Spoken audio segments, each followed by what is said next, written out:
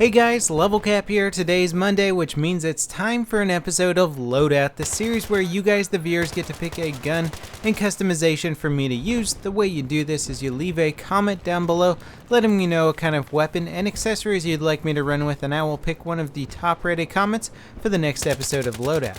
Today's top comment comes from Anodizing Static, the Anti-Sniper Engineer. Scar H with heavy barrel foregrip / bipod, depending on the situation. The M145 3.4 times scope, M1911 with S-Tac, RPG small and repair tool, squad suppression. This is a rather unknown setup, especially for long range encounters. This 3.4 times scope, while sadly neglected, is an excellent complement for the Scar H high damage output and range capacity, and makes nitpicking snipers a breeze. Try to play Rush on defensive maps, i.e. Sharkey Peninsula, Marquez Monolith. Good luck and have fun. Now, I want to note that I did make one mistake when equipping this loadout, in that I picked the wrong 3.4 times sight. This is the 3.4 times sight that I prefer. Obviously, you can use the other one. I don't think it's going to make a huge difference, other than this 3.4 times sight doesn't really take up much of the extra space on the screen. So you might actually see a little bit more targets to your left and right if you're using this one, as opposed to the M145. Now, I did start off using the foregrip on this weapon and later switched up to the bipod, not because I liked bipod gameplay or thought it made the weapon better for long range targeting, but because the foregrip actually just isn't the right selection for this setup. The foregrip reduces your accuracy while aiming down sights with any gun, and if you are trying to pick off people at long range, especially with the 3.4 times sight, then this is just not the attachment that you want for this setup. So I'd recommend either bipod or just no underbarrel attachment at all. Now, I'm definitely not using this weapon in the environment that it was intended for, but I gotta say, for alleyway fighting, stairwell fighting, it certainly is holding up quite respectably. The reason why the Scar H actually works pretty well with the 3.4 times sight is that it can take advantage of that kind of accuracy. It is the most accurate carbine available for the engineers, and when you put a heavy barrel on there, it becomes even more accurate, and it increases the bullet velocity. Although the bullet velocity of the Scar H isn't quite as fast as some of the other carbines available, like the MTAR can shoot it up to 650 meters per second with the heavy barrel, while the Scar H only shoots 560 meters per second.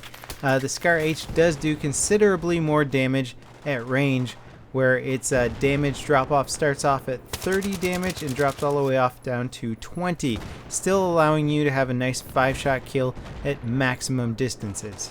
It also retains its 4-shot kill all the way out to 35 meters, as opposed to pretty much every other carbine, which ends its 4-shot kill ability range at approximately 9 meters. So you basically have a much longer range kill ability with this weapon with fewer bullets. The trade-off is, of course, that it fires at a lower rate of fire, being 600 rounds per minute. Not to mention the 20 rounds that you get per magazine compared to the average 30 that most other carbines come with. Now, interestingly, the Scar L was actually designed to replace the M4 in the US military, and the Scar H actually ended up becoming a more useful weapon because it fires heavier rounds. And I will say, this is one of the few weapons in Battlefield 3 that I think the devs didn't really do a great job of balancing, because most weapons in Battlefield 3 try and keep the same damage statistics between weapons if they're using the same sort of ammo. Pretty much all weapons in the game firing 5.56 ammo do the same sort of maximum damage as the other weapons out there. They have different damage drop-offs depending on what kind of weapon category they are. Like assault rifles can fire further and do more damage at range, but they still have the same maximum damage as the carbine equivalents firing the same ammo type. Now, with the Scar H, it fires the 7.62 round just like the G3A3. However, the Scar H does a maximum of 30 damage, while the G3A3 does a maximum of 34 damage. The important thing between this is that the G3A3 can 3-shot somebody in close quarters, while the Scar H still needs to 4-shot somebody in close quarters. This is actually kind of a big deal, especially considering that the Scar H only fires 600 rounds per minute and has a magazine capacity of 20. For anyone who's been playing Battlefield 3 for a while, will remember a time when the Scar H actually did a maximum of 34 damage, and everybody complained that the Scar H was just too darn good. The problem is that the Scar H wasn't too darn good, it was just a very good engineer weapon. There's a lot of big open outdoor maps, and having a gun that could 3-shot people or easily 4-shot them at long distances made it quite good for the engineer class, and there weren't a lot of engineers using other weapons. Well, that's not necessarily true. In fact, I like using a lot of the other carbines over the Scar H, but I guess balance is largely about perception as it is about statistics, and enough people were complaining about the Scar H that DICE went ahead and nerfed it. Oddly enough, it really wasn't any better than the G3A3. It was just a weapon that gave the engineer something that they could do at longer ranges. I think a better alternative to nerfing the Scar H would have been reclassifying the Scar H as an assault rifle and the Scar L as a carbine, giving the engineer the Scar L, the assault class the Scar H. Everything would have worked out fine, the weapons wouldn't have been imbalanced, and you wouldn't have had to take a gun that shoots the 7.62 round and somehow reduce its damage, making it one of the few weapons in the game that has a damage modifier that doesn't correlate with other weapons shooting the exact same type of ammo.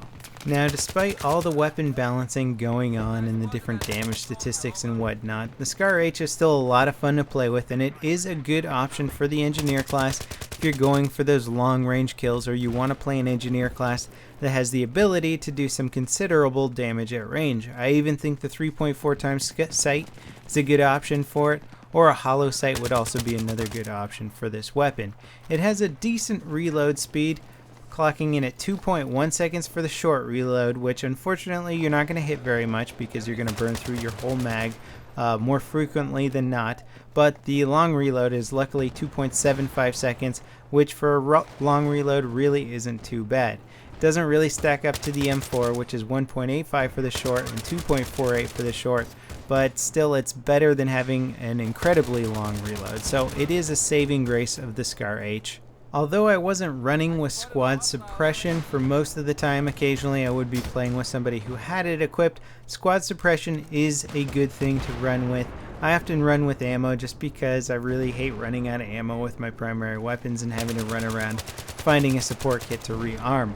But suppression is a good marriage with this weapon because the 7.62 rounds actually do suppress more than the 5.56 rounds, which is pretty much what every other carbine has out there, or most of the assault rifles have out there. So it will suppress more than the average gun, making it great for counter sniping. If you can suppress a sniper, then it's going to be very hard for them to return fire. So you don't even necessarily need to hit the sniper with your first shot or two. As long as you're suppressing them, you're going to increase your survivability, allowing you to finish them off with some more accurate and timed fire. Now, I'm really fond of the FN Scar weapons just in general. I think they're a cleverly designed weapon. I think they look cool. I like the fact that they have the H, the heavy model, and then the lightweight model, which is what H and L stands for. And I hope in Battlefield 4 that they're classified a bit better. I know that the engineers are generally going to have the PDW classification of weapons, so it'll be curious to see where the Scar H ends up in terms of equipability. Maybe the assault class will get both the Scar H and the Scar L, or maybe the Scar L will just be classified as the carbine this time around. All in all, I really did enjoy the Scar H counter sniper loadout. It is quite effective as long as you're not running with that foregrip. The foregrip is going to mess up your accuracy at range. If you're having trouble hitting snipers at extreme long ranges, I recommend firing in semi-auto or just tap firing, so you shoot one bullet at a time to maintain your accuracy. Thanks for watching, guys. Don't forget to leave your comments down below letting me know what you'd like me to run with for next week's episode, and I'll see you next time. This is LevelCap signing off.